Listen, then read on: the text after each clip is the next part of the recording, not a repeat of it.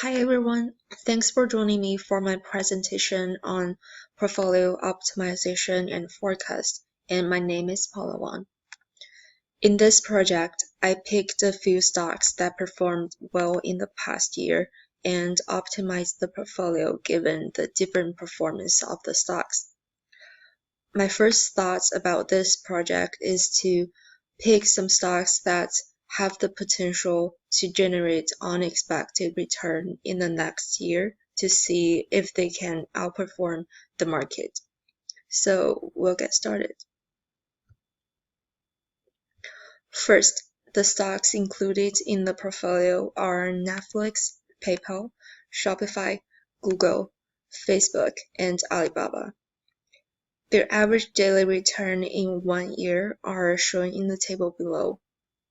We can see that all of the stocks are having positive daily return in the past year, which is good.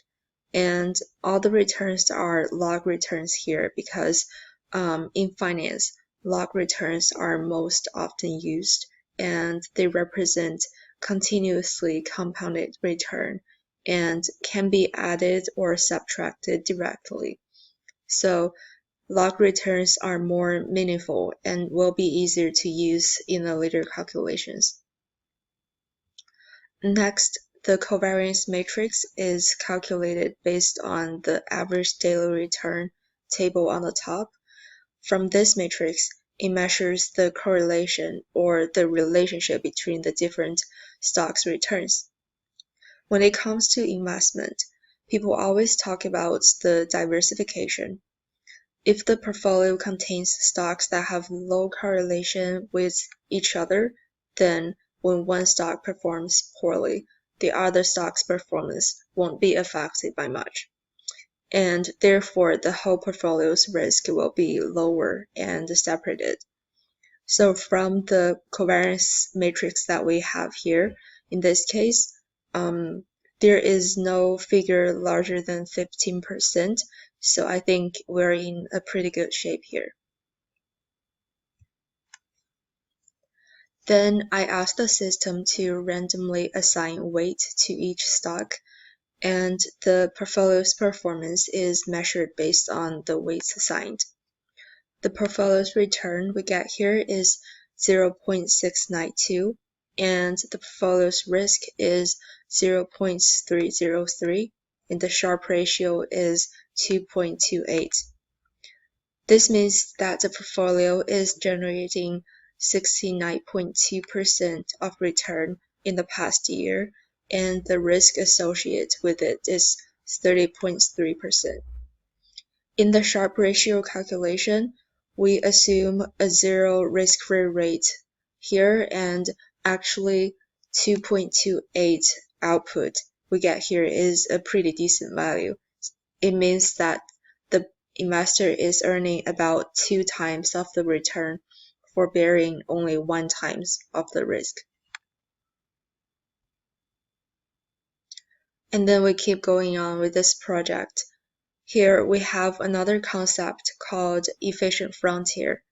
The graph on the right is generated by repeating the last step 5,000 times.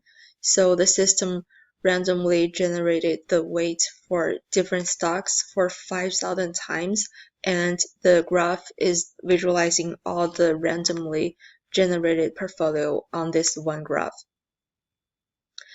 The x-axis here represents the portfolio's annualized risk, and the y-axis here represents the annualized returns.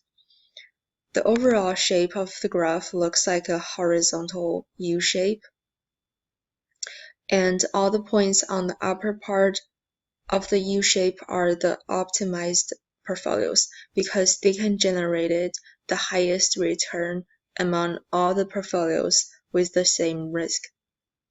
And the point on the most left is called the minimum variance portfolio because it's having the smallest risk, and in other words, the portfolio is the safest among all the randomly generated portfolios.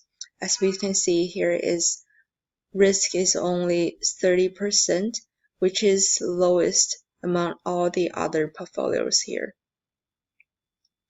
And the tangency portfolio is the one that has the highest Sharpe ratio in this case. It means that every 1% of its return is having the lowest risk along with it.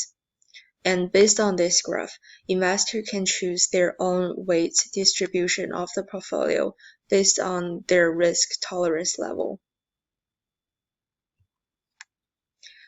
Then the next part of my project is to forecast and comparison.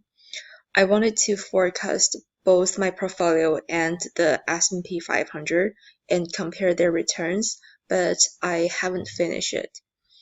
But the model I will use in this case is called the random walk. The random walk suggests that the changes in the stock prices have the same distribution and are independent of each other, and it assumes that the past movement or the trend of the stock price or the market cannot be used to predict the future movement, which I think it will be perfectly fit within this project. And for the future research that can be done on top of mine is to include the dividend into the analysis, or to include the behavioral finance and event study into the analysis, because all these factors can affect the stock's price, and my project is only focused on the stock price itself. So I think there's definitely more work can be done in this field. And that's all about my project, and thanks for watching my presentation.